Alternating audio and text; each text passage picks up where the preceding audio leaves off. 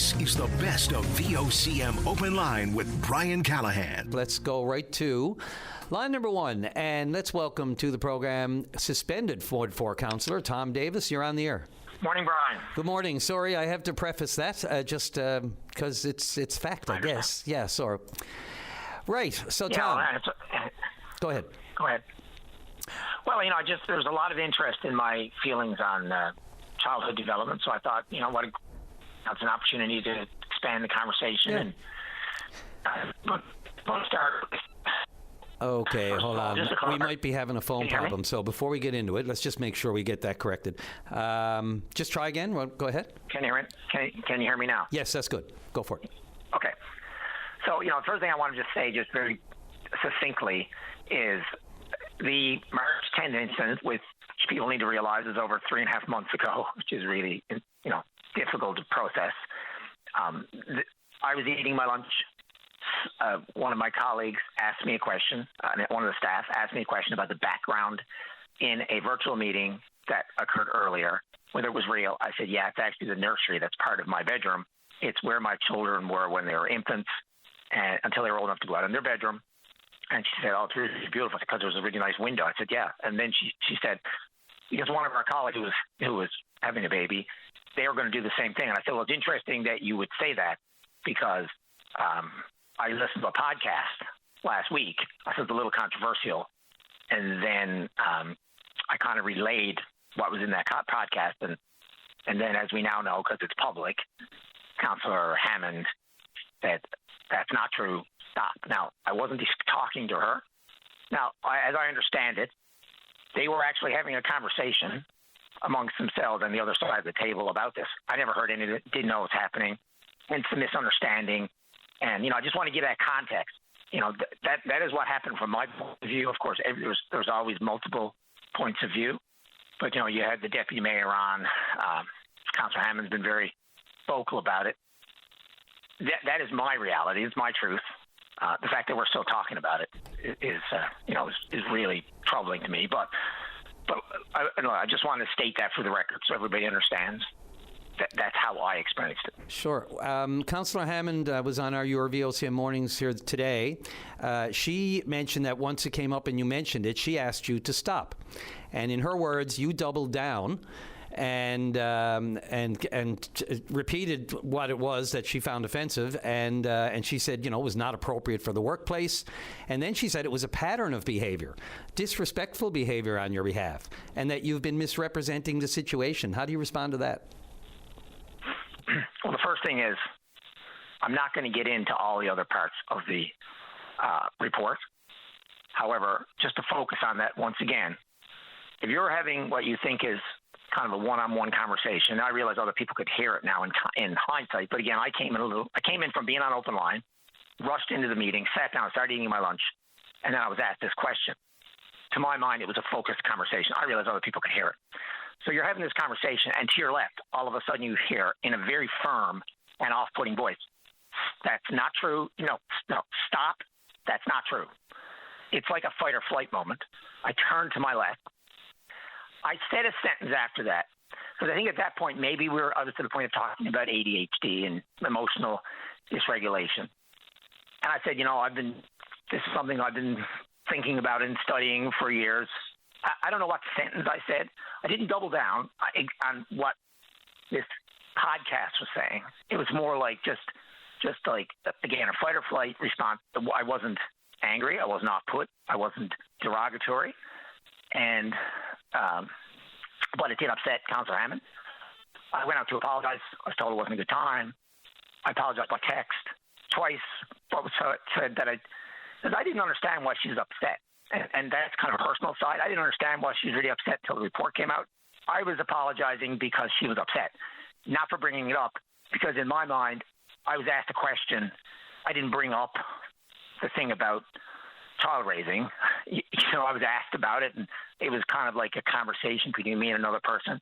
So, again, it is really unfortunate that we're still talking about this, but that is my reality in a conversation. And the other stuff, obviously Councillor Hammond's only been on council since October.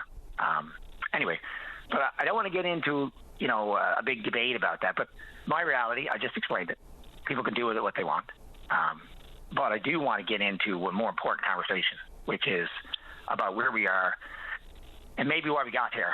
A baby born 3,000 years ago, brain was actually larger, according to a lot of studies, than it is now. And one of the logics of that is that because we developed a community, we could specialize, and therefore we didn't need to have as much storage. We didn't need to have as many skills. And so our brain has evolved to be more efficient. So it's actually about 3 ping pong balls smaller. But in theory, scientists say that if a baby was born, if you took a baby from 3,000 years ago and put them now, they would develop to be able to do everything that our children can. So if you go back 100 years, obviously the same thing applies. Humans don't evolve that quickly. What has changed? Why are we where we are? And I think it's an important question. Why do we have this level of medication of children, of having to accommodate them? And you still there, Tom? Yeah. Okay, sorry, you're still there. Yeah, go ahead. Yep. Yeah. So I mean, I've been thinking about this my whole life. I have a lot of lived experience with it. Some might argue I probably would have been diagnosed and medicated. People who know me, someone who's coming on the air challenging things. I actually believe that the type of personality that I would be a representative of is actually adaptive. It's actually part of the human process, in that people who challenge status quo and authority, they're important because they allow humans to adapt and change, because a lot of times most humans don't like change. And so I think our personality is not a defect or disorder. I think it's a necessary part of the human process. So that's I just want to state that clearly. So you get into what has changed, and to me, I look at things like diet is a big thing. Activity, I think, is a really big thing. I know with the lived experience I've had that processed foods and dyes and a lot of this artificial food flavors, colors, this stuff is really hard on me. If I go have a Big Mac, for example, I might as well wipe myself out for the afternoon. So, and that's probably not even a terrible thing. If I were to sit down and have what a typical teenager I see with these monsters and all these gummies and artificial stuff that's in their gum that they all that stuff, is having an impact on children. But then if you get even more fundamental with child raising, the nuclear family and the community raised us. I mean, you and I, Brian, we've kind of, we would be free-range children. But if my parents received a call from a neighbor or an aunt or uncle or whoever was in the community I was in, I would be in trouble, or the teacher, heaven forbid, that the teacher called home. For the most part, I would be accountable for my actions. That seems to have flipped around, and the child is now the center of the universe. I'm not sure how that happened. See, so I think that's something we all need to consider. I know that grandparents and extended family had a huge role in skill transfer, wisdom transfer, and probably accountability for children, and also, kind of keeping kind of consistent values, ethics, morals. And of course, religion, although unfortunately there was a lot of harms done, played a huge role in having common morals, common values. Also, it kind of flattened society a little bit in that all levels of society were all together, sitting together. It also gave people a reset for their week. And then we get into the screen time, access to pornography, all the harms that are coming that we can talk about. The adult childhood experiences, the ACEs, which are huge, but which really basically always existed, whether it was addictions or child abuse. They always existed, but yeah, they obviously contribute as well. Tom, only I appreciate all of that. I guess there's people who would like to know a couple of things. First of all, look, context is everything. And every time I hear, well, this happened outside, we weren't there. So I am loath to judge anything that happened here. The only thing we have is the report. It's been very fluid. Things have been added to the discussion. Things have been removed from the discussion. I think a lot of people might so I'll leave it to the experts to determine how these things sort of happen, not necessarily podcasters. But I guess some people want to know, do you believe moms leaving the traditional child-raising practice, leaving the home to go off to the workplace, can cause ADHD in kids? Well, I want to tell you that I focused So first of all, I listen to podcasts at 2 times while I'm doing other things. So it's really important to realize that sometimes some nuance will be lost. But I couldn't remember the name of the lady when I was talking about it. I was focusing on early attachment, which was the time when children are infants. That's the part that I think is really important and is universally agreed through science.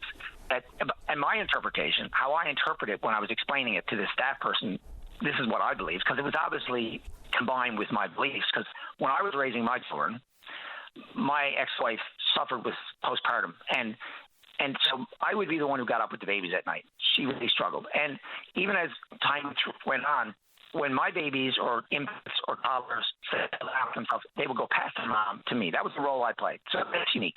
So the way I interpreted it was, this is what I said. I did not get into preschool or that stuff. I don't agree with a lot of what she believes now that I've gone back and looked at it, but I didn't study this lady's beliefs from her point from, say 2 years, maybe even a year forward. I could question a lot of that stuff. I was talking about early attachment. What I said specifically out loud was that if a baby is afraid and someone they trust does not comfort them, and I said it could be a father, it could be a mother, it could be a grandmother, it could be someone they trust, sibling, then that can have impacts on how their brain develops. That's specific that I say. Yeah. I believe that early attachment is important. Yeah, and once again, it goes back to context, what was said. Like I wasn't there, and the exact words matter. The way it was said matters. Right. The back and forth matters. The tone, the volume matters. All gesticulations in person. Like, if you're not there, it's hard for any of us to judge. So I'm loath to do it. Well past break. Let me ask you this: when are you back on council? When's the exact date? July 3rd is the suspension's over. The next public meeting is not till the 14th. Okay. Because council takes off committee of the wholes and usually specials every second week. So July 14th is the first time I'm in public meeting. And I know I asked you, right off the top when this first happened, if you'd considered resigning or just stepping away from all this. Have you reconsidered that, thought about it? Do you think you'll be able to continue on, with your colleagues, council colleagues, in this kind of atmosphere after all this? I'm going to continue. The city of St. John's has a problem because obviously this is not resolved. I've been calling for restorative justice from the very beginning. 2 weeks' time, I'm going to be back in that building, and almost no contact. I started my training, sensitivity training, my first one last night. But the reality is people who know me, and, that's become very evident in society, people who know me, they realize the problem is way bigger than me. And so I don't know what to count. I'm not going anywhere. Okay. So I've said very clearly, we got to figure out a way to get along. I'm fine. I don't have any animosity towards all of the people down there. I can't wait to get back to work. The residents deserve it. I'm the one who's suspended. Everybody else who's spending their time and their life force trying to somehow win some sort of unwinnable battle with me they're actually should not be fighting with the residents of the city of St. John's. They should be figuring out how to help them. Gotcha. Tom, last thing. So you're donating, whatever salary that you were, because you were paid while you're suspended. How much is that total? Right. $2,900. So $2,900. So that's going right to the real program, hey? Correct. Yeah. Very good. That went to Wednesday. Went the day after I was suspended. Gotcha. All right, I got to get off. I really appreciate the call. Thanks for the clarity. Thanks for stating your own position in response. And I'm sure we'll hear from others who would like to chime in reaction. So thanks again, Tom. Good luck with everything. Take care. This is the best of VOCM Open Line. Let's go to line number 2, and Karen, you're on the air. Hi. Good morning. Good morning. I'd like to talk about the crosswalk where I live. Surely. I live on Torbay Road, and it's across. The crosswalk I use is directly across from the orange store. It's very dangerous. Now the way it's set up. Karen, just really quick, I think there's, if I'm not mistaken, there's 2 orange stores on Torbay Road. One down by the subway towards the Bella Vista, and the other one is up in the mall there by the Torbay, the mall with the Pipers and the Sobeys in it. Sorry, it's changed names over the years. Sorry, it's down by Fall River Plaza. Yes, okay, I know which one. Yep. Okay, so it's very dangerous. I almost got hit 3 times in the last 10 days. The way it's situated is when the light is supposed to turn red, most cars stop, but some people think that they go right up by the light, so which would cause a person, when they're crossing, when they have the pedestrian light, to either, it's really a close call. Oh, you mean they should be stopping back at the white line? Yes, but I think it's the way City Hall has it arranged. Why can't the crosswalk be up closer to the red light? Now, most cars do stop, but some don't. Some think that they have to stop by the red light, and I guess they just don't notice the crosswalk. It's very dangerous. There has been a person hit, and I cringe every time I go to have to cross, because you don't know when you get the okay to cross. People are just barreling down the road, up the road rather, and I contacted last year my ward councillor. She said she sent out a couple of men, and they did nothing about it. But it's still terrible. There's a lot of cars go through red lights, and it's very dangerous, very, very dangerous. And I really believe that they're not going to do a thing about it. It gives the illusions for drivers that they should stop right up by the red light. In the meantime, missing the crosswalk and not unaware that the pedestrians at the same time are walking across. They have the right to walk across. You just press the button, and they have the little sign that says walk. So it's very dangerous, and I really think someone's going to be killed, because it's awful.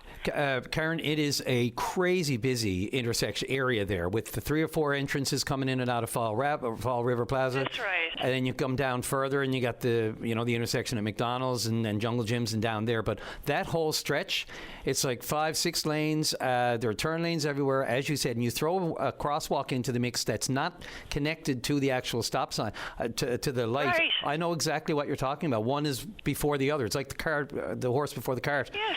And I will just say this. All of these engineering feats that are in the city, they're looked at, and they go through the studies for them, and they don't just willy-nilly put them there. So let's get that out. But, there is a level of use that needs to be made of them to understand that they might not work the way the engineers look. None of us are perfect, and sometimes the engineering can change, whether it's traffic flows, whether it's new businesses come into the area. You change an entrance here, you open a business there that's more popular, and my God, the businesses in the Fall River, is on wheels there out at the slowest of times. So I know exactly what you're saying. My thing is with crosswalks, honestly, and there's no real choice there. But, in quieter areas of the city, I don't even go near the crosswalk until I know there's no traffic coming, because I just don't want to rely on them. I wait till there's nothing you can do there on Torbay Road, because there's no other way around it, right? No, but the thing is, say if I did have the right to go, and I wait for the cars to go by, it's 23 seconds you have to walk. You'd be back to waiting after it goes by quickly. You'd still be waiting to get across. Yeah, and even then, they're running the yellow, they're jumping the red, and they're coming in and out of the intersection from the parking lot. There's just like so many irons in the fire there. It's just you're right.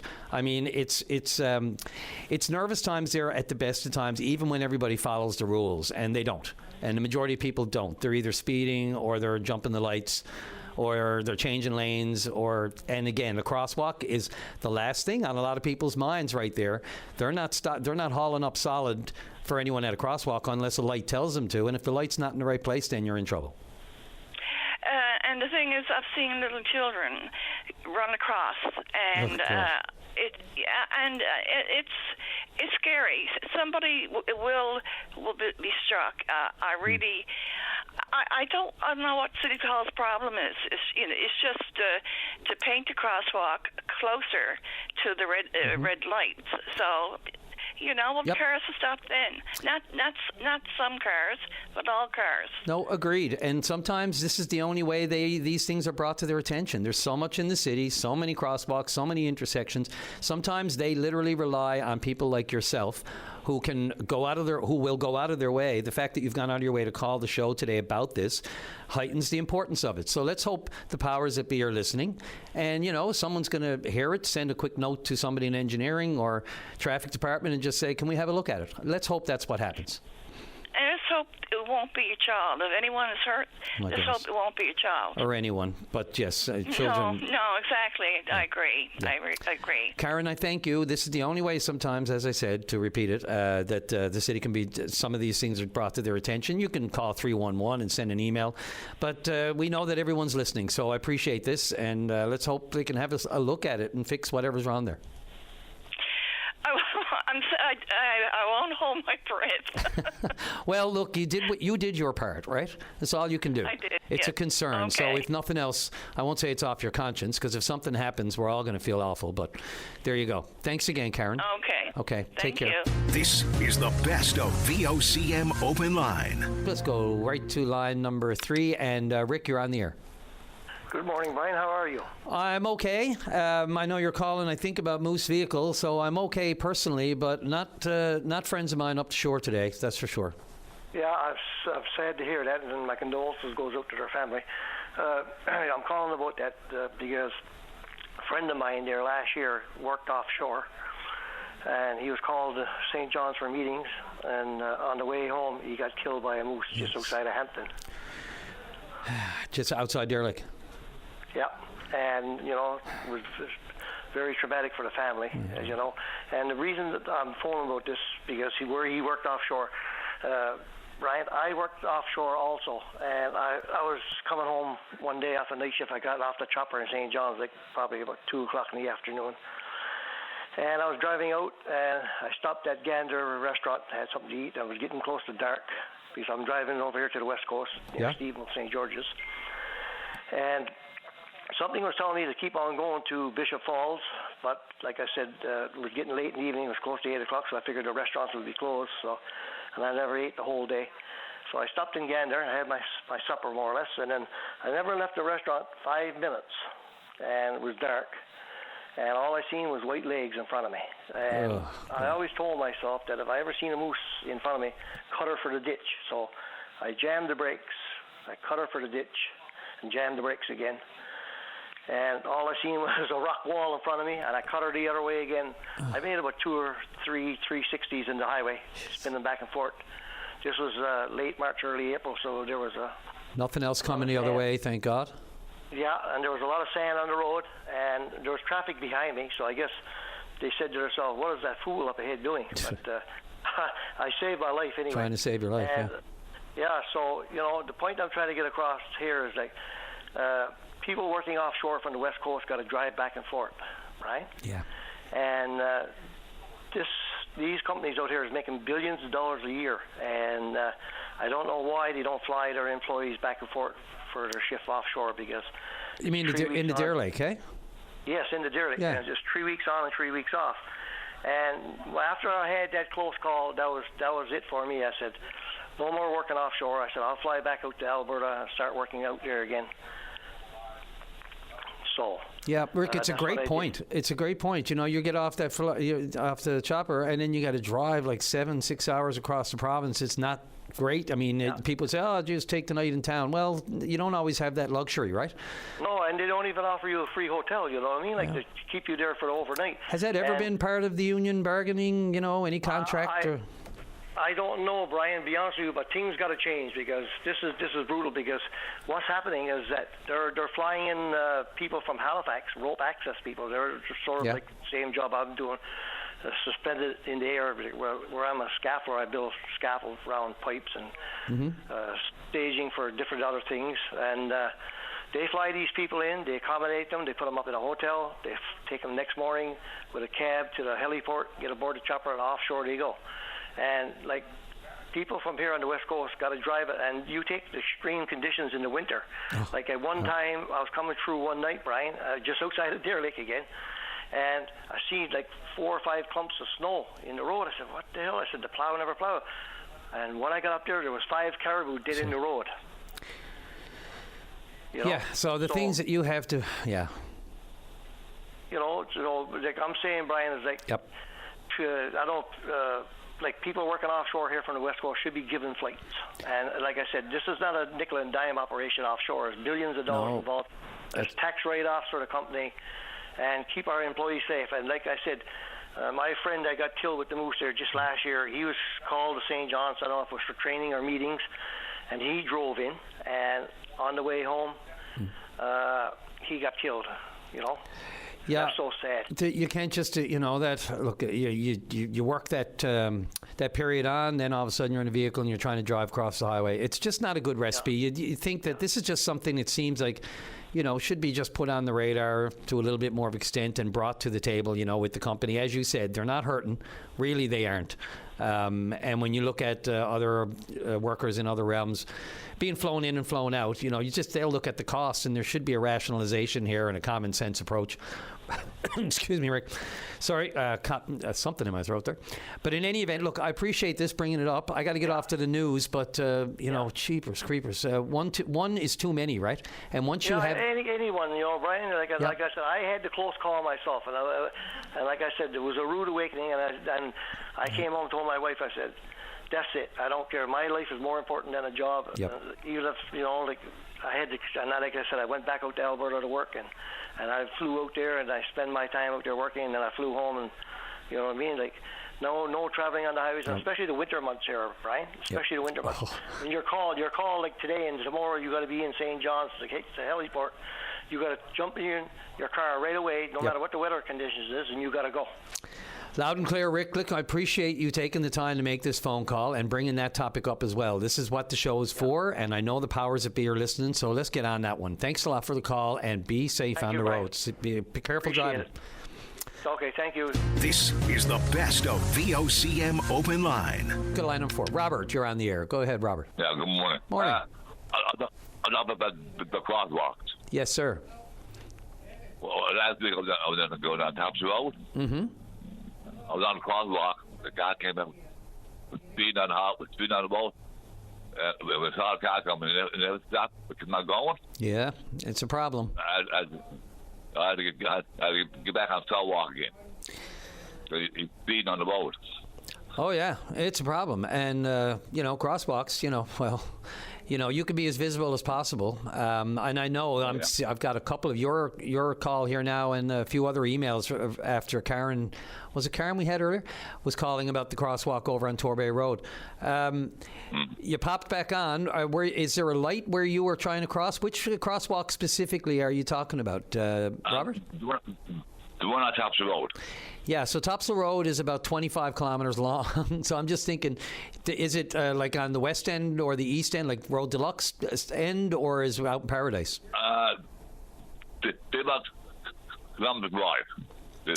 They bought a village. Oh, yeah, okay. Oh, my God, that's a bad one. So right there at Columbus Drive and the Village Mall. And so, I mean, they're clearly marked. You're at a major intersection, but there's so much going on, especially with the turn lanes. Like if you're not watching your back as you cross the crosswalk, because a lot of people don't even see the arrow, or they'll have the arrow, and the arrow stops, but you still have the right of way, and then the walk sign kicks in. But there's, Robert, for me, there's a lot of personal safety here. Like I don't I anticipate or expect anything from the cars coming down the road. I anticipate the worst, to be honest with you. And I won't even go near a crosswalk if there's a lot of traffic. I'll just wait and hang back. No, this car was speeding. Oh, yeah. Speeding. It never stopped. It's on with him. It never stopped. Yeah, and you had the walk sign? Yeah, I'll get back on sidewalk. Yeah, and he blew right on through. Yep, it's you can't. And you know what? When I'm out driving, sometimes I'll see people who will they don't even look when they go across a crosswalk. They just expect it or assume that people are going to stop. Yeah. I mean, that's a direct trip to mortality there. It's you just have to be watching out for yourself these days. You cannot rely on what's going on in a vehicle, right? The distractions and everything else that people are doing. You don't know what's going on in that vehicle. All you know is what you're doing, and that is trying to cross the road, and I'm waiting until there's nothing in sight for me. There's no car there.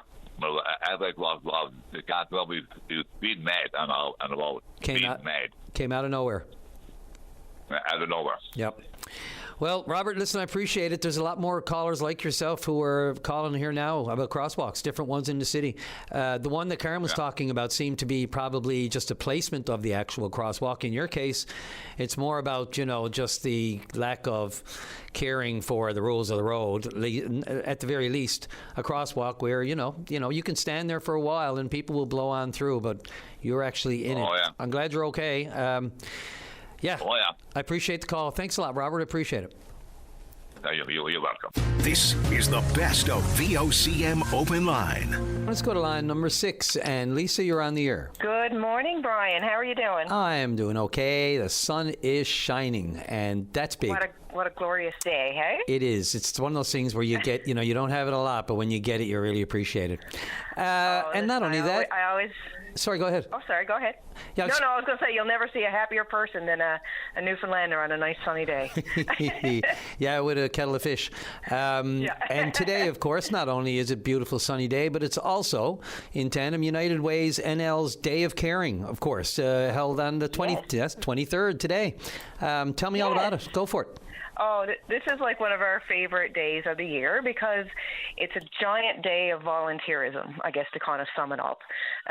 It's a day where we partner up our workplace supporters, so people who run United Way giving campaigns or corporate supporters. We pair them up with local charities here in the region who have received funding from United Way. Mm-hmm. So it's a great way for our donors to get some hands-on, really get in there and see exactly where their donations are going and the impact that their donations have. So we've got just about 80 volunteers out and about all over St. John's today. And I'm currently at Empower, the Disability Resource Center. We've got a team from Stuart McKelvey here doing some gardening. And it's just a great way, like I said, for donors to get firsthand experience with the places they're supporting, but also charities, as we know, are generally stretched fairly thin. Especially these days. Support, so, yeah, for sure. And, volunteer support is vital for their, getting things done and projects done. So we're just really happy to be able to, make those connections and get people out in the community. And, it's all around, it's a feel-good day. Yeah, it absolutely is. Yeah. It absolutely is, and the weather is not hurting. Just you mentioned, where all the donations and that sort of thing. Where do you direct most of your efforts these days? Your donations. What are some of your initiatives that are ongoing right now, Lisa?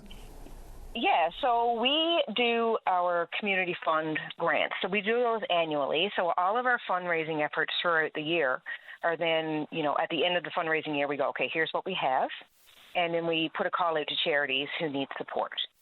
And we put that call out all throughout Newfoundland and Labrador. So we're really making an effort to ensure that we're touching all areas of the province, of course, as a provincial organization. I think it's important for us to, represent fully provincially.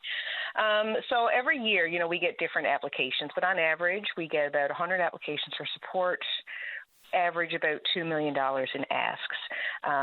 What we were able to do in our most recent community fund round was 28 programs all over Newfoundland and Labrador with just over $350,000. So, that made a huge impact to a lot of groups. Yeah. Not chump change. Not chump change, not at all. And we can't do it without our supporters and our donors. So, it's a great way to give back. It's an efficient way to give back and a way to really impact your entire province. And we're so proud of the work that we do here and grateful for the support and the volunteers that we have. So, yeah, good stuff all around. Yeah, you're doing the Stuart McKelvey thing there today at Empower. Where else? Yeah. What are your other stops today? Just, obviously. Yeah. Yeah, we got, let's see here now. We've got the Fluvarium. We have Bowen Park Foundation. We have, oh my God, I'm drawing a blank now. You got me on the spot. We have, Easter Seal. You knew I was going to throw the hard, tough questions at you, right? I'd be disappointed if you didn't. So Easter Seals, like I said, Empower, Rainbow Riders, Eating Disorder Foundation. Awesome. There's many, many more. Yep. And Cheerlean Manor out in CBS. So, we're trying to spread the love as much as we can. So hopefully next year we'll get some projects, be able to do some partnering for folks off the Avalon, because we really would like to expand it as much as we can. So if any listeners out there are looking for volunteer opportunities next year, any workplaces want to do a team building thing, hit us up. We might be able to help you out. We need them more than ever, I mean, organizations like your own, we have there are some that are a little more well-known than others if you want locally, but the United Way does, yeoman's work that people sometimes flies a little bit under the radar as opposed to, some of the locally grounded, founded organizations, So it's important that United Way NL, sticks its, stakes its claim, to its part of doing its part for the community, in a volunteer capacity. Yeah. So yes, by all means, we need more of them and more groups like yours. And Day of Caring, we could use a lot more of that. Yes, for sure. So if anybody ever has any questions, or they can certainly reach out to us, check us out on our website, unitedwaynl.ca. Great. Thanks, Lisa. Good luck with today and going forward. Thank you. This is the best of VOCM Open Line. Well, let's go to the callers. Yeah, line number 6. And David, you're on the air.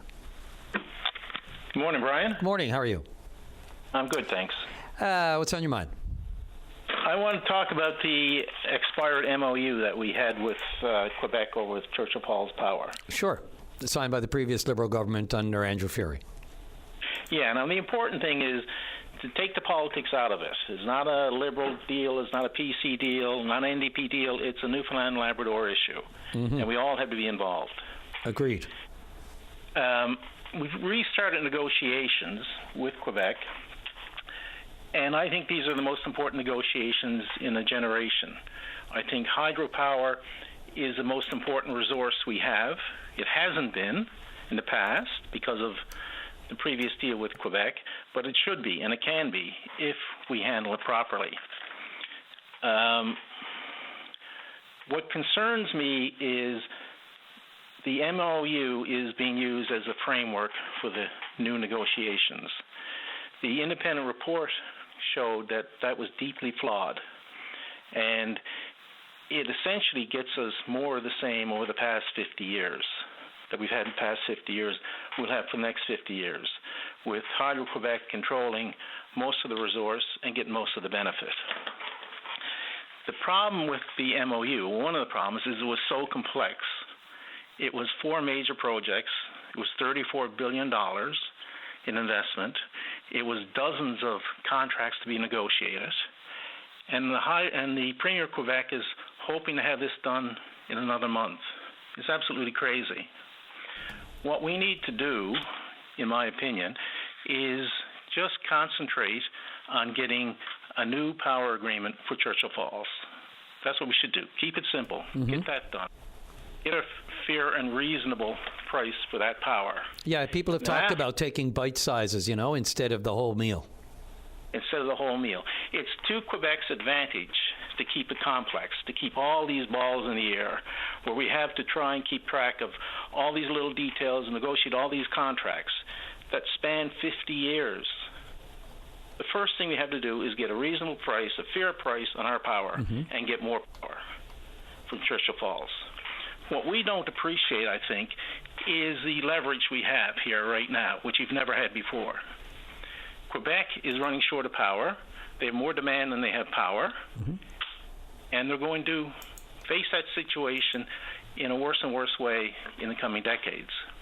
They came to us 17 years early to offer to pay more for power now if we tie up Gull Island and everything else. It doesn't make sense.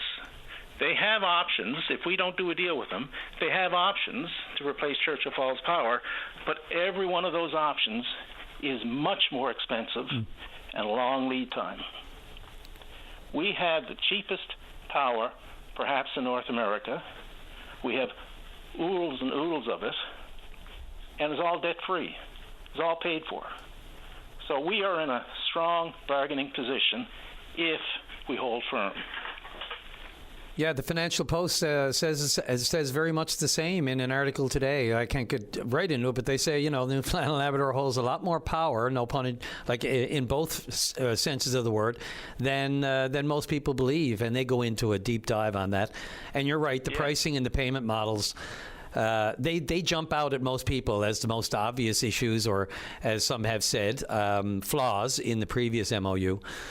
What do you make of the time periods here, though, David? I mean, look, on the one hand, we hear Jennifer Williams, who is now back on the negotiating committee for this new rig-jig deal, or however we want to call it, back to the starting blocks, if you will.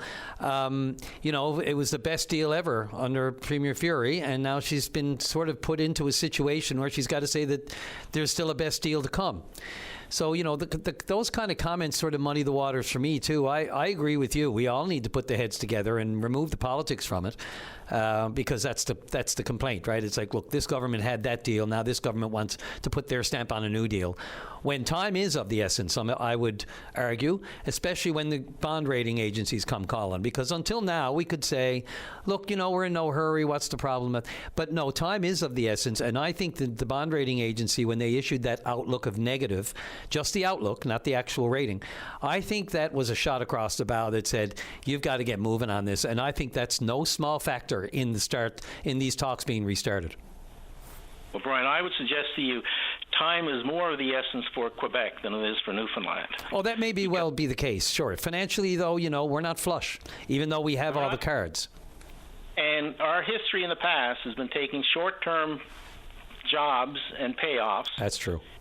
Of long-term prosperity. Mm-hmm. And we can't be trading away our grandkids' futures. And that's what this is talking about. 50 years. Yeah. It's ridiculous.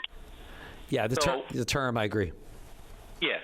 I would challenge someone from Newfoundland Hydro to come on your program and explain in terms that we can understand how they're going to price power from Churchill Falls. Because it's just totally too complex, and it doesn't need to be.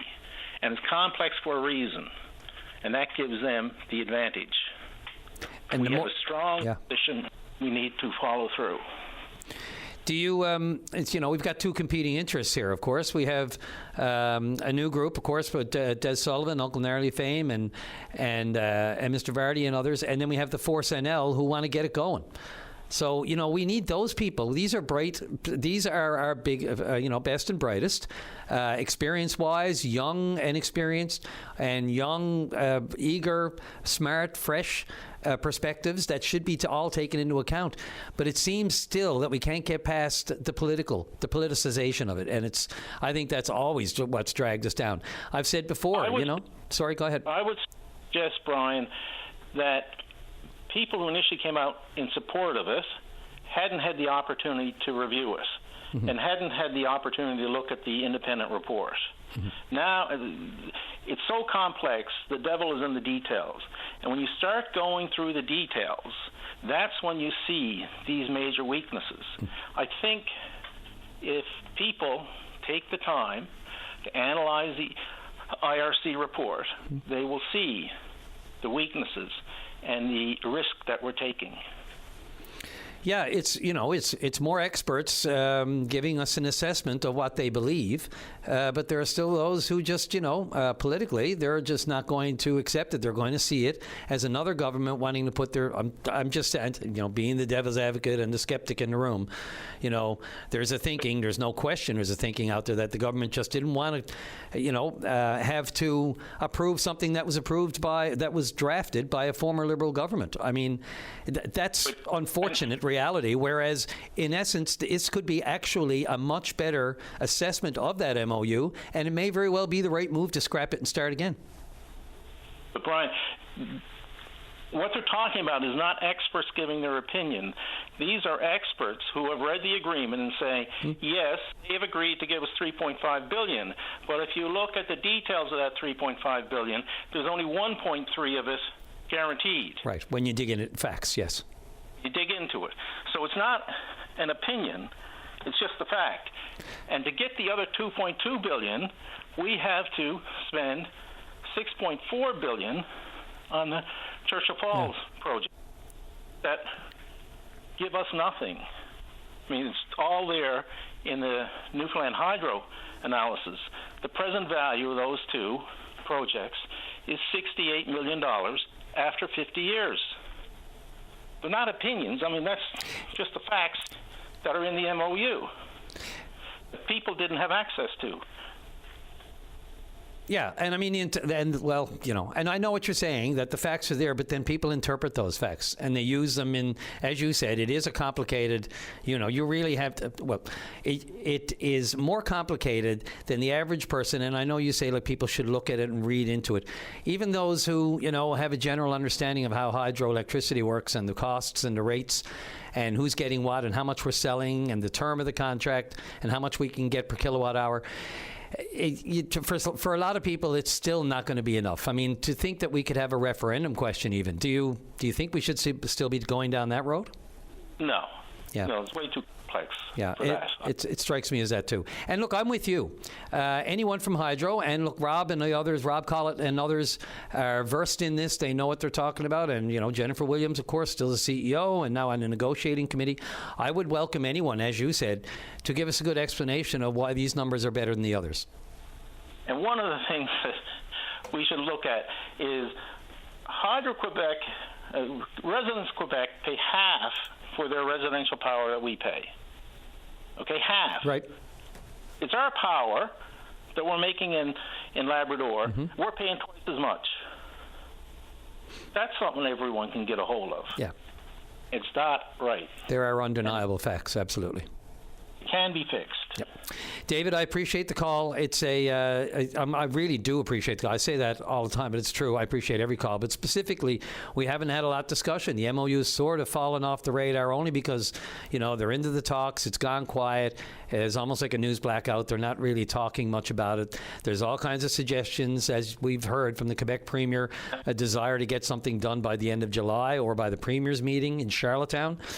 And before a potentially PQ government is elected in Quebec. So, anyway, there's so much to it. I just don't know where we're going to go. But yes, you're right. To weed through, remove the politicization, and look at the numbers, and you know that should tell the tale for many. Right.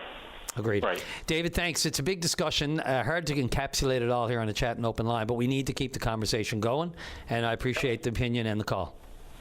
I appreciate it. Thanks, Brian. This is the best of VOCM Open Line with Brian Callahan. Let's go right to line number 6 and welcome to the program Unifor's Atlantic Regional Director, which represents, and Jennifer Murray, of course, is the Atlantic Regional Director, and the Union Unifor, which represents the workers at Marine Atlantic. Good morning, Jennifer. How are you?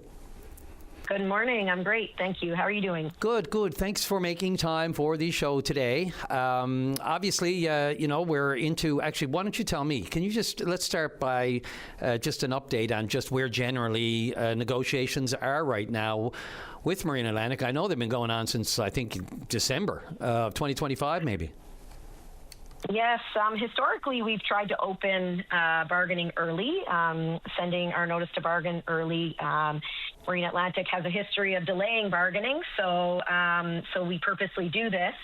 I would say that negotiations are currently at a standstill while we're trying to negotiate a maintenance of activities agreement, which is mandated to be in place before any work stoppage can occur. Mm-hmm. So that's where bargaining's at currently. And so part of this, at what point did the union decide you were going to go down the road of this, the Canadian Industrial Relations Board, and challenging the essential designation for this service? Well, historically, the important piece here is historically we've always had to negotiate a maintenance of activities agreement. And this maintenance of activities agreement is negotiated between the two parties. And when the parties cannot agree, then they have to apply to the Canadian Industrial Relations Board, which is where we're at, part of the process. And and so we're looking for a determination from the board that certain services normally provided by our members may partly or entirely be withdrawn in the event of a labor dispute without reducing the level of ferry services so that, to ensure that it doesn't pose an immediate threat or public safety to public safety or health. Right, of course, but as we all know, this decision was made 22 years ago. Now, I know a lot has changed since then, whether it's inflation, whether it's the cost of living, but then so again has the need for the ferry service. I mean, it's worked, they've evolved in tandem. And of course, let me just make sure on the record, so the general reduction in service that you're proposing would be 3 crossings a week on Port aux Basques and the elimination of the Argentia service. Is that correct? As your ability, the leverage in any dispute from what it currently is now? So a couple of things there I think that are important to highlight here. These are proposals. We are in a negotiation phase. So yes, our proposed plan would be that there would be 3 crossings in each direction 3 times per week, and then the elimination of the Argentia run, North Sydney to Argentia, considering it's hard to call it essential when it does not operate 75% out of the year. But I think the important piece here is we need to look at separating essential service from full service. And, what does that look like? And yes, there was a decision in 2004, 22 years ago. There has been a lot of change. There has been a lot of modernization. And there was, in those later decisions, there was the possibility that not all positions are required or deemed essential. And even those previous board decisions recognized that question could be revisited. Okay, and you mentioned, the full service, as you said, versus essential service. Full service right now, regardless, is maxed out. And I can appreciate. So where the rest of this province stands on this. Any reduction in that service right now would be a hit for any aspect of business and commercial, whether it's residential, the tourism, the ferry service. Of course, there's a new ferry supposed to be coming, and that looks like it won't be in service until the fall. I don't need to tell you how essential we consider this service. Like, it's akin to shutting down the TCH. People say that. I wonder if you agree. It's akin to shutting down, periodically, if you will. If you're looking at reducing any of the crossings, as you said, 3 both ways, and eliminating Argentia. And so I just want to be clear on Argentia as well. So you're questioning whether that's even an essential service at all. So I think, so let me comment on it. You've highlighted a few points there. So, I want to point out firstly that thousands of Unifor members and their families live in these communities that also rely on the service. And Unifor is not saying that we don't support maintaining essential service for people of Newfoundland and Labrador. That is absolutely not what we're saying. But we do believe that the employer has to prove in 2026 why workers' constitutional rights and right to fair collective bargaining should continue to be restricted based on a decision made more than 2 decades ago. We understand that tourism is incredibly important across this country. And I don't know, I'm making an assumption that that's the piece that you're getting at. But we also have to understand and agree that workers do have access under the Canada Labour Code to free and fair collective bargaining. And Marine Atlantic has not been demonstrating any of that over the past 2 decades since 2004 decision was rendered. Yes, and it comes down to, for me, a lot of it is obviously it's funded. Marine Atlantic is funded by the federal government, and it just seems that it's the people of the province that have to take the hit. I get it. The leverage here is obviously the essential service. I mean, unions, that's what you do. You fight for your workers, and you whether it's their benefits, whether it's their I assume it's all the usual aspects here, right? Wages, benefits, pensions? Of course. Yep. Okay. Yes, it is. Yeah. So, and you say, you're willing and ready to go back to the table once Marine Atlantic is ready to negotiate a fair deal. I imagine they're always ready to negotiate a fair deal. It's just that the sacrosanct nature of the ferry service here, and I'm sure the union appreciates it. It's felt like there's no leverage, there's no real wiggle room here, whether it's not just tourism, but the most essential of things. And I know the union has said as well that it would ensure, the staples, food, medications, all that sort of thing would still make it back and forth. But I think some people are suggesting that, you really have to live here to appreciate how important it is when you live on the island, Definitely, I can't disagree with your statement. But we do. Many of the people that are working with Marine Atlantic do live there, and so we're not suggesting that essential services and essential goods, such as food, medication, any of those essential pieces, are not necessary or important for Newfoundlanders and Labradorians. We're just arguing about the level of service, and not whether essential should exist. So we're not saying get rid of the service. And in fact, if Marine Atlantic would come to us with a proposal, perhaps we could negotiate something here. Like I said, this is in negotiation phase. These are proposals. And sure. if Marine Atlantic, wants to come back and propose something different, then they can certainly do that. But and we're not opposed to sitting across the table from them to negotiate this. Mm-hmm. But I think at the end of the day, they have to respect the fact that these people that are working, our members that are working on these ferries, are, yes, there are pieces of it that are essential. We need to determine what those are. And, nobody has responded to that yet, other than saying we just can't do without anything. Yeah, and I heard you just mentioned get rid of the service. I don't think anyone's suggesting that's what you're trying to do. Get rid of it. Obviously, we can't get rid of it. I'm talking about restricting so much that we're not getting the goods and services to Newfoundlanders and Labradorians. Yeah, and the point here, of course, is we can't afford to lose any bit of it whatsoever, because it is essential to many people. Even if the word essential is very broad, and it affects different people in different ways. It may not necessarily be medication. It could be just the regular transfer of whatever good that they expect to keep their business going. But look, there's a large pushback on both sides. I know the Alana Payne, the president of Unifor, has sent a letter to the Premier on this as well to explain that issue. Look, I wish you nothing but the best. This needs to be resolved sooner rather than later. There's a lot of nervous people here in the province because, again, it is considered, our own version of the Trans-Canada Highway until we get a bridge or a link or any other way to get out beyond just air travel. So it's a tough one, and I know that, a sensitive one. So when is there any timeline on when you expect a ruling from the Canadian Industrial Relations Board? There's always a timeline. There's, we're looking at it. We're not far from sort of from the conclusion of all of this. There's an 82-day clock that's been ticking away. I don't have the exact date. I know that the parties have been discussing what all of this where the conclusion can be drawn here. So it's not, and I'm referring to the board as well as the union and the employer. And yes, we want a resolution. We don't want any disruption in service, but we do want a Marine Atlantic to come to the table to negotiate a fair agreement for our members. Jennifer Murray, the Atlantic Regional Director for Unifor, I appreciate you making time for the program today. Thank you. Thank you. Good line. This is the best of VOCM Open Line. Line number 2, Charlene, you're on the air. Hi, Brian. How are you today? Good morning. Not too bad. How are you? Good. I'm heartbroken for a few families up here on the Southern Shore. I just wanted to call about a fatal accident that occurred yesterday.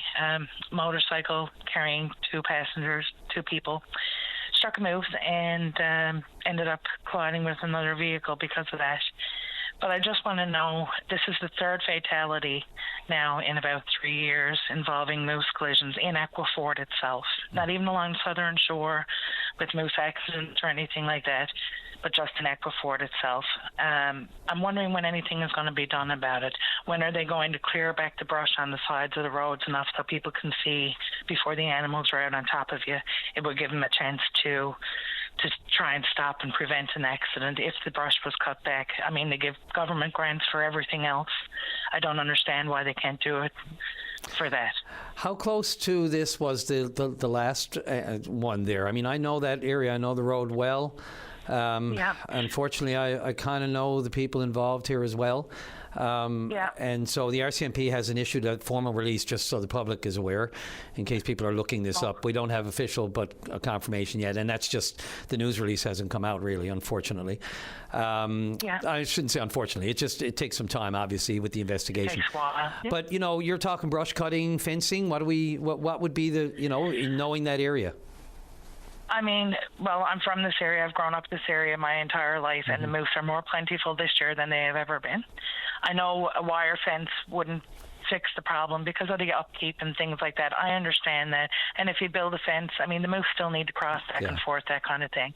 But at least if you cut the brush back or the clearing, cleared it enough, it will give people a chance to see these animals before they're actually there right in front of you. The accident itself occurred up the harbour from where the fatal one 3 years ago occurred. Okay. Yeah, it's we know the shore highway. I mean, it's a winding thing. There's corners there's not a lot of straightaways where you can see what's coming, so you never know what's around the next corner. Exactly. So anything that can, in any way disrupt the crossing and the road and that sort of thing. But, and then there's other people say just more moose licenses as well. There's a lot of things on the table here. And the weather would have been good last night too. It's not like it was it was a beautiful evening really until this. It was a beautiful evening, yeah. And it happened before dark. Yeah. It happened, but like I said, to give the government and the people who brought the moose here, now I think it's time for them to be proactive instead of reactive. Yeah. I mean, we don't want any more fatalities to occur because of something that could be prevented. Like I said, there's government grants for everything else every summer. Why don't they give them grants to cut back the brush on the side of the road? You can do that every year. It wouldn't be the upkeep of a fence or anything like that. The moose would only find the fence and go to the end of it to cross anyway, so I don't think that would solve the problem. More moose licenses might take care of the problem a little bit, but I think that the brush clearing would be the best thing so that no other families have to go through what these families are suffering through right now. Yeah, I think every little bit would help, whether it's the brushing, cutting, whether it's the fencing, whether it's the, awareness by drivers, although, I don't know what occurred here exactly yet last night. So, I'm not going to blame that. I'm not going to blame anything until I have some kind of more clearer, idea what occurred. But I think the sheer problem is, the problem, Charlene, is just the sheer problem, the sheer risk everywhere on our highways, especially, mostly rural areas, but there are areas everywhere in this province where the brush is too close to the highway, where it grows back before you can even shake a stick, and there's other areas that are just prone, they're just brutal. You're going through Gross Moor, and you could encounter a whole herd of caribou at any time of day. And there's an awareness. Same here on the southern shore. Yeah, Yeah. Sorry, I didn't mean to interrupt you there. So. No, you didn't. I'm famous for that, so don't worry about that. But I just think that our government, like I said, they're the ones who brought the moose here. The moose are now becoming a problem, so they need to fix their problem, in my opinion. And not blame previous governments, just get on it. Exactly. Just get on it and move forward so that it doesn't affect any more families in the future. If it can, not all accidents are going to be avoidable. I understand that. But if you can clear back that brush and make it clear for people to see 500 feet, you have a good chance of stopping or, seeing the moose before it gets too close to the vehicle. Yeah, this is horrific. Out for a couple out for on a motorcycle for the night for a spin and now no more. I just can't. It's hard to get my head around. Charlene, I appreciate it. Look, all of these calls, regardless of talking about this, it's like anything. We need to talk about it to keep it in the consciousness, not just to the public, but the government, as you just pointed out. So everybody can do a bit of a part, whether it's the safety driving or the government who can, step in and just identify these really, really trouble areas. And as I said, there are a lot of them, It's the nature of the province, right? So, look, I appreciate the call, and I can't say enough about, my thoughts for the families and everyone involved with this last night. It's just horrific.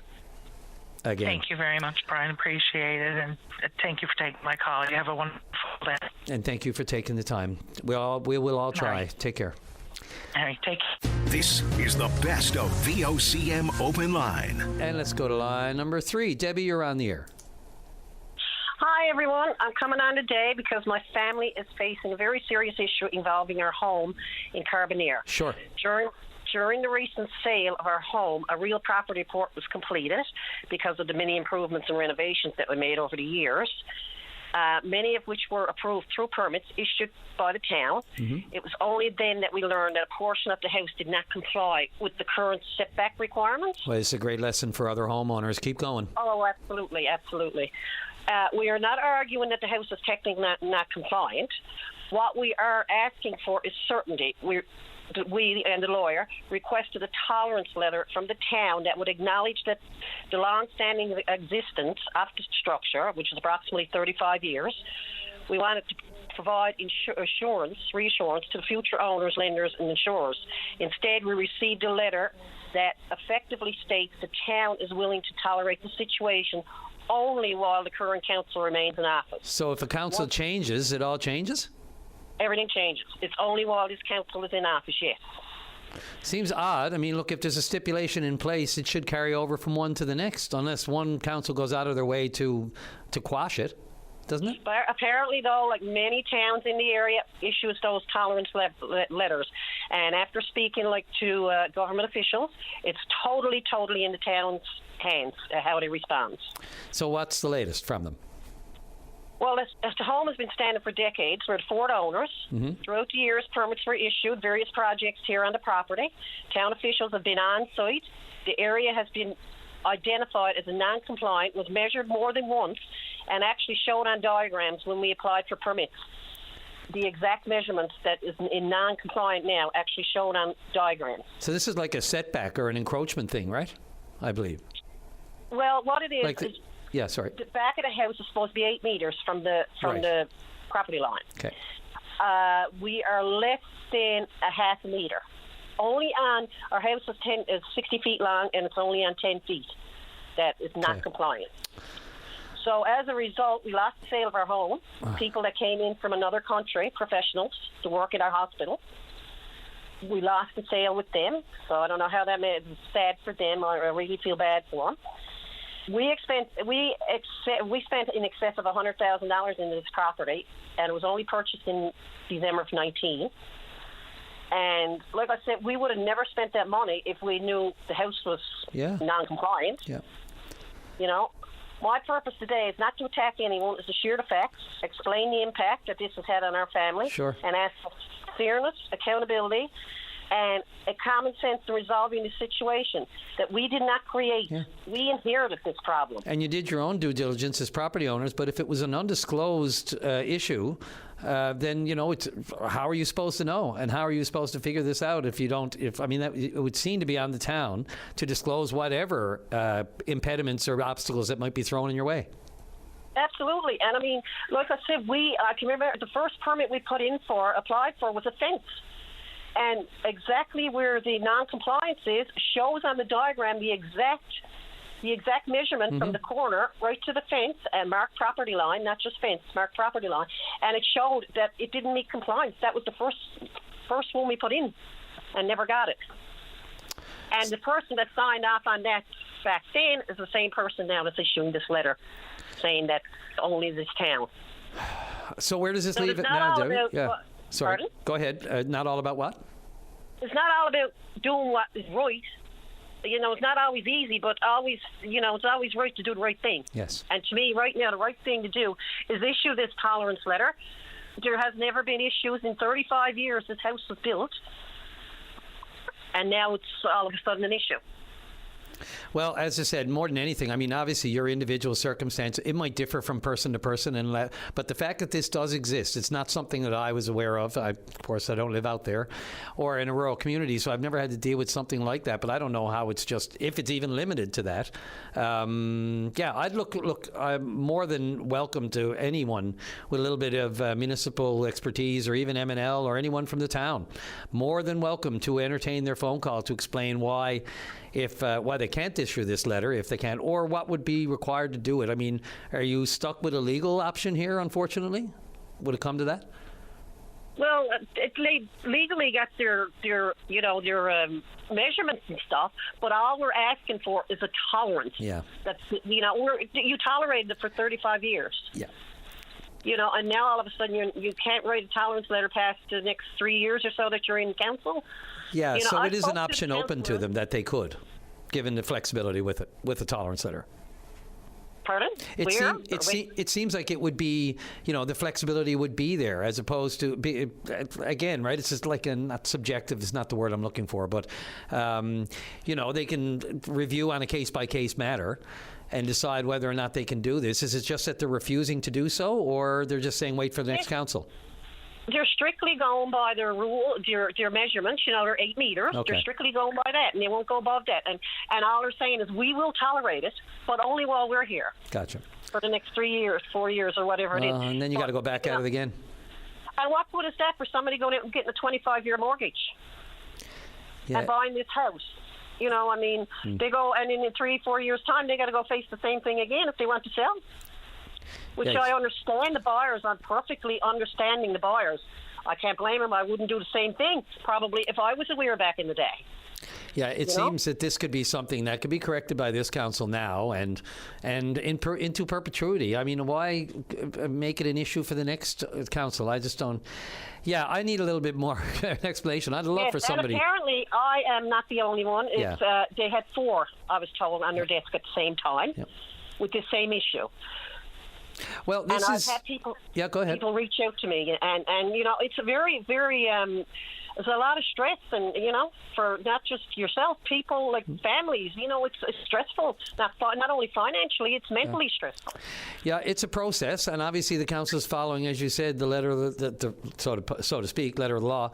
But again, I welcome their explanation why they wouldn't or wouldn't be able to, or if they can't, or what reasons they would not issue a tolerance letter to you or other people who are in the same boat.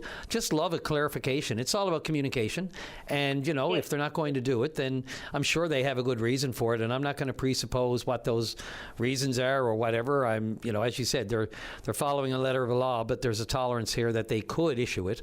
So I leave it to them. Absolutely, as you said, every case is different. So apparently, there is a lot of towns in the area has issued those letters, but not the town of Carbonear. Okay. And I've been told by members on the council, nobody's going to come in, Debbie, and tear down your house. I said, okay, we'll write it on paper. No, can't do that. That doesn't, Well, if they're going to say it verbally, they should say it in paper, in writing too. I mean, that's if they're going to go there, right, and make that statement. Then why not put it in paper if it's worth the words that it's written on, or worth the paper that it's written on. Absolutely, and that was said to me over and over and over again. Gotcha. Okay, Deb, I got to go. Debbie, I got to go. Sorry, I call all my friends Debbie friends. That's Deb. Okay, everybody calls me that. Okay, so we're now officially friends. Thanks for the call. Keep me posted on any developments like this. No pun intended. And maybe I'll hear from others who are in the same boat. Perfect. Thank you very much. This is the best of VOCM Open Line. Let's go to Eugene on line 3. Eugene, you're on the air. Yeah, good morning. Good morning, Brian, and thank you to you and David and VOCM for letting me get on and voice my concern about people getting killed and injured in moose vehicle accidents. And we have Brian, more, Eugene, 2 more last evening, which is will be confirmed. I got the news. Yeah. I got the news, and I'm shook up. I tell you, because I was in a bad moose accident, and the only thing I've been suffering ever since, but it didn't take away my voice, and I've been fighting since 2002 to try to get more done. And I tell you, sometimes it's on deaf ears, and it's unbelievable. And my condolences goes out to that family that just lost their 2 loved ones on that motorcycle, and that's terrible. Brian, I've emailed the government on that area because they get to me. People call me or text me or email me, whatever. Oh, Eugene, just briefly. So the area we're talking about is there up the southern shore in the area of Aquafor. Just so people are. Yes, Aquafor, and that's where I emailed the minister and the department and let them know that area needs to be cut. And Brian, I know that's only just a few weeks ago, and and they don't move that fast. But they got to take the responsibility of. If you're going to have the 130,000 moose in the province, like, honestly, while I was waiting on the line for you, there was a Mrs. Poley in my driveway. She cheated a tree inside a Norse's arm last evening. And if it wasn't for the brush cut last year, she would have ran into one of them. It's very important. The government got to do more, Brian. Like back in 2011, because I started the group SOPAC back years in 2009. And back in 2011, we got a commitment from our government at the time that they were going to do brush cutting, cut the brush back, grass it, and putting fencing where necessary. We got 16 kilometers back then in 2012 on the West Coast. We didn't get a hinge until 2 years ago. And I got people, because I went to New Brunswick and our meetings and found out how they dealt with the problem up there. They got 40,000 moose. They got over 700 kilometers of fencing done. They got in contact with our government back then in 2011 to tell them how they dealt with it and cut down the moose accidents 95%. But we didn't follow suit with it. We didn't put it important enough, and we didn't get an inch of fencing until a couple of years ago. So we got 28 kilometers of fencing with 130,000 moose. They got over 700 kilometers with 35,000 moose. And brought in the moose accident 95%. So we're not taking this serious. Anywhere where there's public traveling on our public highways, the damn brush should be cut. We should be able to see the moose before he's sure or wind shot. It's a lot. It's so emotional for me to even talk about, because I've had 8 family members in moose accident. I've been bust up to the point I almost got killed. And I got family members that have been killed, or friends that have been killed. What was you going to say, Brian? Sorry. Yeah, I was going to say, they're just, not to let it go, and I'd be remiss if I didn't. $6 million just earmarked by the provincial government in late May for brush cutting and fencing this year. I guess the question would be, when I think in my mind's eye of all of the roads, rural or non-rural, in this province where the brush is licking the sidewalks, or licking the shoulder of the road, or growing out a little bit, it's hard to get all the spots, but I suppose what you're saying is there are notorious ones that have to be looked after. I mean, Brian, it's better to cut the brush than see the crosses by the highway. Oh, absolutely. Like out by Southbrook, I was arguing for years to try to get that brush cut. Now you're going to see the tree crosses. Yeah. I mean, they got to take it serious. I mean, we're important. Our people are important. We have had politicians killed. We have had politicians in moose vehicle accidents. Anybody can be in a moose vehicle accident. You or I, anyone. Everyone's either had one or had a near miss. Eugene, I got to get on. I got one more caller I want to squeeze in. Just want to be clear. Okay. Are you still? I know you were one of the founders of SOPAC, but are you speaking for them, or you're no longer a member of them? Are you with them? Man, I thought I was, but listen, that's a story for tomorrow. Okay, I just wanted. I tell you, I'm chair of the Concerned Citizens Committee, and Gotcha. I'm there to respond, and I'll be there so long as I got a voice. But we got a commitment from this government now. Yep. They're going to cut brush for 400 kilometers this year, or 400 kilometers approved, and they're going to fence it where absolutely necessary. Please follow suit and get it done. And Hackford, I know it's too late for that couple, but please get down there and cut that brush. This is the best of VOCM Open Line. Hey, let's go to Sarah on line 1. Sarah, you're on the air. Yes, hi, Brian. How are you? Good morning. I'm pretty good. You're on a speaker, are you? No, I'm not, actually. Oh, okay. Sorry, big echo. Nope, that's fine. Then go right ahead, Sarah. Yes, last Thursday I was admitted to the detox program at Pleasantville for management withdrawal, safe management withdrawal. The program has been going good. I have nothing bad to say about the program or the staff that work here. Everything is great with that regards. But yesterday afternoon or yesterday morning, I went to the staff and asked if there was any way that I could go attend a part of my child's prom/graduation, which is happening today. They took about an hour or so, and they got back to me. They said that they couldn't because it was policy. And, we had a conversation, and I, got a little teary-eyed because it's a milestone day for the whole family. And, 15, 20 years' time, we look back on pictures, and Mom won't be in any pictures. So I called a local MHA just to talk to that person with my situation, and they offered a very gracious opportunity for me to actually come to the center today, pick me up, sign me out, stay with me during the time of the graduation ceremony, and bring me back and sign me in after a few hours, right? I didn't even have to stay for the whole thing, but there is a walk and they say their name and they have a grand march and then there's a dance with the parents. Yeah. Basically, that's all I wanted to be a part of, and have a couple of pictures. And this MHA is attending the ceremony anyway because it's in their district. Mm-hmm. And I went to staff about it again yesterday, and they said they would talk about it. I didn't hear anything. So this morning I went again, and they said it's still a no. We can't let you. And I don't understand why. Because this person is a government official. They're not going to let anything go wrong. I'm not going to run away. It's not like I'm asking for permission to go to the Avalon Mall to go shopping, right? It's something that it's a monumental day for the whole family, and I just wanted to be part of it somehow. So, Sarah, there is a policy. If I did leave, if I did leave and without this MHA or whatever, if I left on my own. They would discharge me, and then I would have to start the process all over again. Then the opportunity is there for relapse, Mm-hmm. Yeah, and you mentioned off the top, there is a policy, and it sounds like there is flexibility if the staff took time to discuss it. Look, yes. Were you aware of the situation? Obviously, not...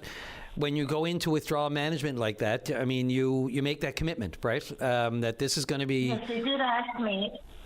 Yep. If I had any upcoming appointments while I would be here. Okay. At the time, I was not in my right headspace. I said no.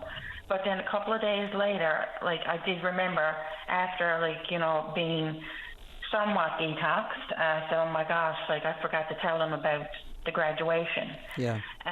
So then I did do so, and they said, well, you mentioned it the day before or a couple of days before. We'll see what we can do. This was one, there's a lot of different heads here. There's nurses, there's RNs, there's Sarah, general practitioners, and then there's management. Is this strictly, do you get the feeling that this is strictly out of concern for you in the relapse, or is it a policy that has something to do with administration, like staffing or I don't think it's a concern for me because I have an escort and a government official at that.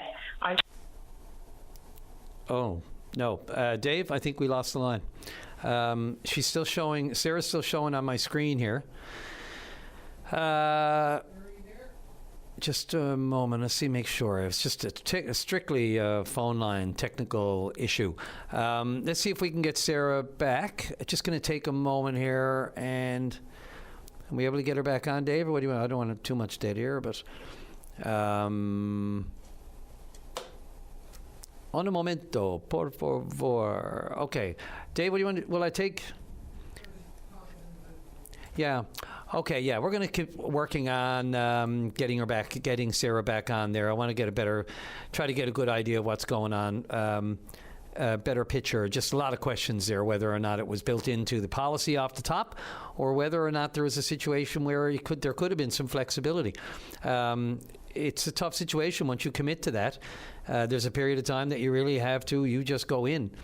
Okay, we'll get Sarah back. Okay, yeah. Sorry about that, Sarah. Yes. I don't know what happened. But yeah, continue. Sorry. No, I had a call come in and I tried to discard it. And I got you. hung up. Yeah, no, that happens to me all the time. Anyway, sorry, continue. Yeah, no, I think there is exceptions that can be made. Even, I'm sure if someone died, you wouldn't be allowed to go to their funeral. I understand birthday parties and stuff like that. They're not such as important, but a graduation comes along once. Yeah, I agree. Maybe twice if they go to university, right? Yeah. And seeing this child grow up through the years and be so proud of the person that they've become, I just found it very difficult. It's going to be a very hard day for me if I'm not allowed to be a part of it. It could be, and again, nobody wants to relapse, and you're there for that purpose to get on the right track. I wonder, is there consideration? There should be consideration. When you said you weren't, quote unquote, I guess, as you said, not in your right headspace when you went down there. Well, yes. that only makes sense because that's why you're going there. Yes, so that should. Because I was in active addiction as soon as I walked in through the door, right? So that wouldn't be something they could hold. safely come off it. I needed to be here for that.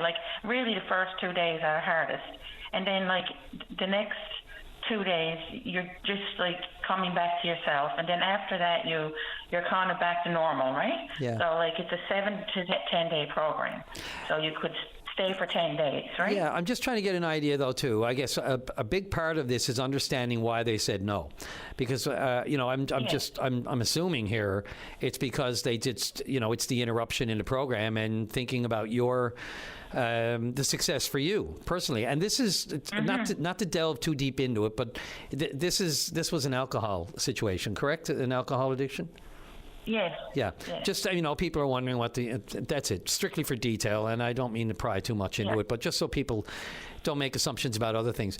And which, by the way, is no small thing. I'm not belittling it. Now, I certainly didn't say only. No. And I know there are tough drugs out there and that sort of thing, but look, an addiction is an addiction, and it is debilitating for anyone.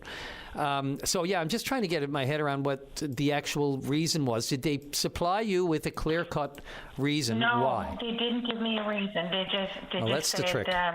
We don't do that type of thing. If you leave, you have to discharge yourself and put yourself on the list to come back.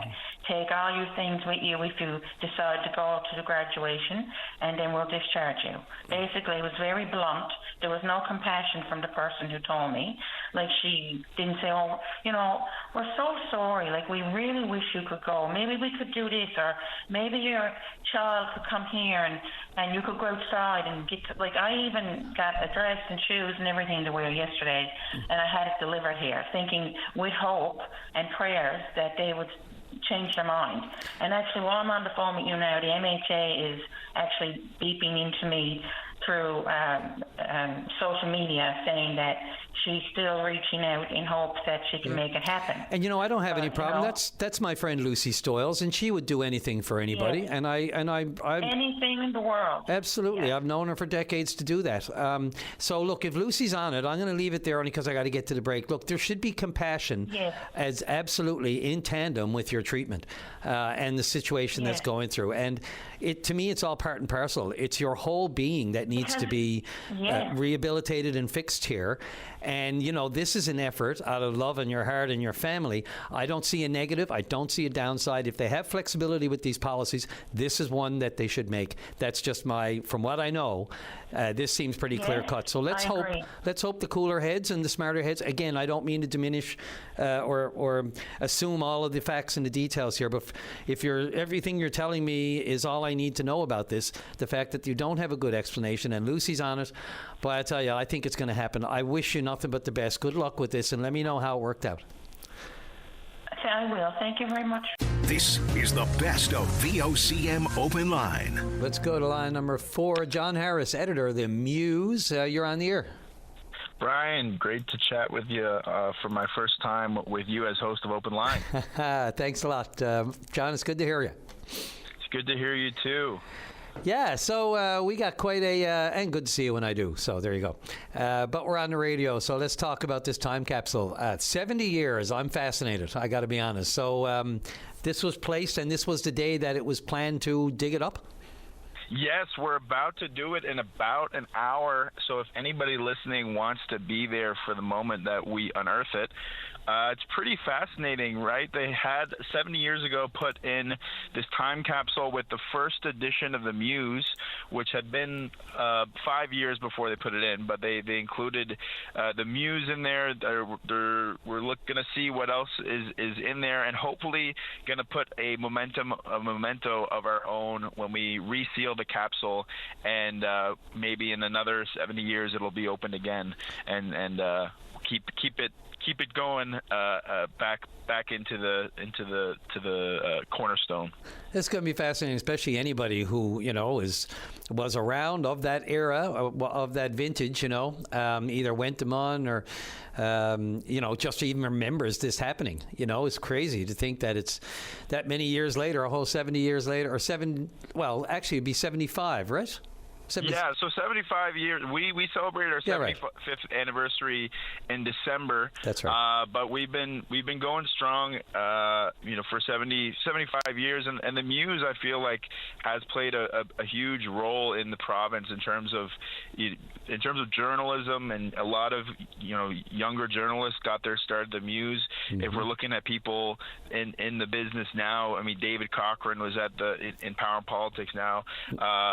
he got a start at the Muse. Michael Connors of NTV. Mm-hmm. There's been Alex Bill, all Newfoundland and Labrador.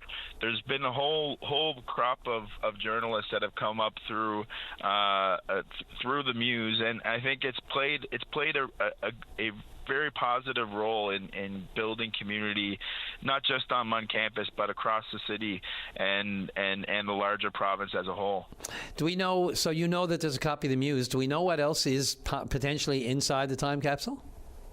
We're not 100% sure. I'm excited to figure that part out. It's going to be. I think it's probably going to have some weather damage, or not weather damage, but just be aged. Yeah. So we're going to have the archivists at the library have a look at it and see if we can perhaps even do some restoration on if stuff has been damaged. Yeah. But it's definitely it's a fun thing I've always heard about, you know, time capsules. Never had an opportunity to ever, unearth one myself. Yep. But I think it's definitely I think testament to the importance that the Muse has had and on the experience that people have had at Munn growing up, even if you didn't write for the Muse, but having it in in paper, in person, on campus, in the grocery stores around, in the downtown, and reading up about what's happening on campus. I think it really has been a special part of so many people's lives. Absolutely. And so this is happening in an hour at noon at the Arts and Admin, right? East or west? In the Elizabeth Avenue side. Right. So okay. in the front of it there. And then we're also having a tomorrow night at the Breezeway at 7 p.m. for anybody that had their time with the Muse.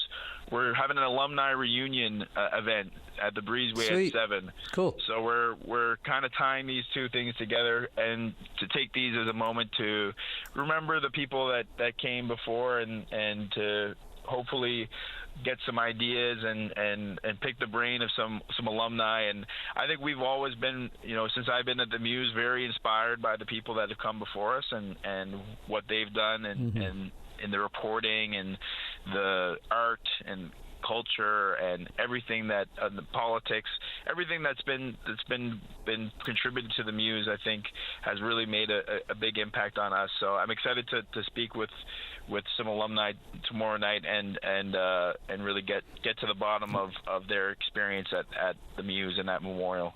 Yep, and here we're all over the good news. So the good news from Muse. There you go. I'm going to throw that one at you. The good news Muse. Good luck with this today and the Breezeway tomorrow night. Should be good times. Thanks a lot for the call, John. Absolutely. Thank you so much, Brian. Really appreciate it. This is the best of VOCM Open Line. Okay, one quick last one. I got a bit of a vandalization story for you here today. Go for it. So I was in Paradise Esso on Sunday evening, and as I'm leaving, going up Elizabeth Drive, there's a white car stopped in front of me. He was flashing his lights a bit and all that, so I knew something was going on.